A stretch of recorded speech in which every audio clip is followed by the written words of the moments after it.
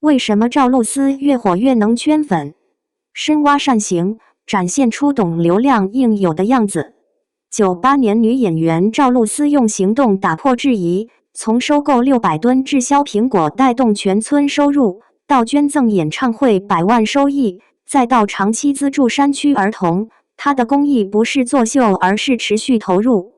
镜头外的她曾与抑郁抗争，却将治愈的力量传递给他人。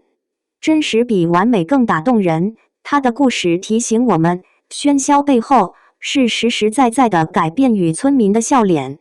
有人在热搜上质疑她假助农，也有人在村口抱着果箱掉泪。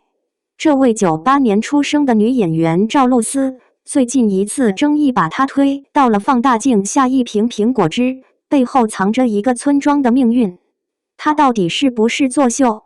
事实比标题更复杂。一个夏天的直播引发风波，他团队不是随便砍价带货，经过市场化收购，他们把陕西因冰雹滞销的600吨苹果从4000多户果农手里统一买下，部分果品被压榨成果汁，剩余的做成果干，销售链条由他方搭建，工厂复工，村里的加工岗位重启。当地一位果农说，心里甜得像吃了蜜。这样的细节能把形式化援助变成可见的收入。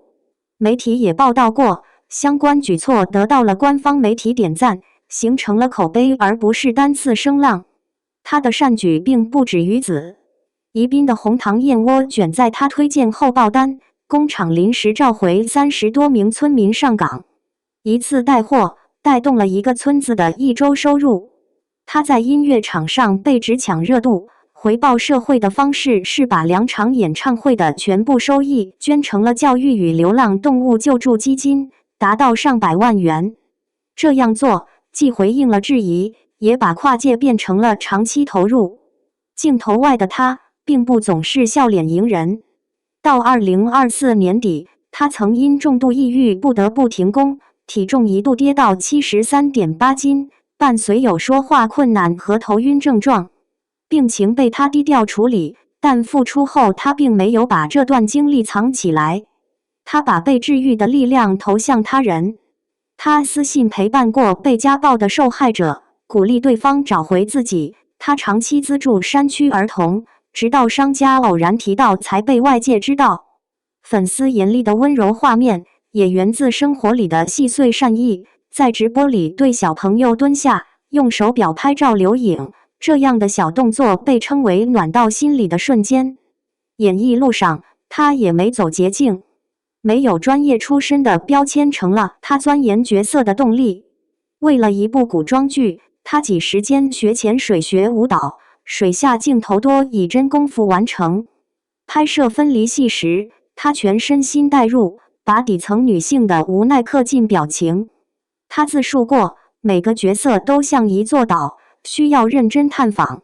观众看到的甜美形象，是背后数不清的重复与较真换来的。这种态度让他在角色选择上尽量规避雷同，努力制造新的可能。他还把公益当作生活的一部分，收养流浪猫狗，支持留守儿童合唱团差旅，在行业内为艺人权益发声，这些零星的行为拼在一起，就构成了他的人设。有人说他不完美，他也承认这一点。真实比完美更打动人。这是一个流量主导的时代，公众往往根据热搜来判断一个人。赵露思的例子提醒我们，外表的喧嚣未必等于本质的空洞。他的行动有持续性，也有实际的收益数字。公益不是一夜成名的道具，而是需要持续投入和制度化运作的事。社会监督很重要，但也该看到事件背后的链条和效果。我想说的是，公众人物的每次善举都值得审视，但更该被衡量的是长期影响。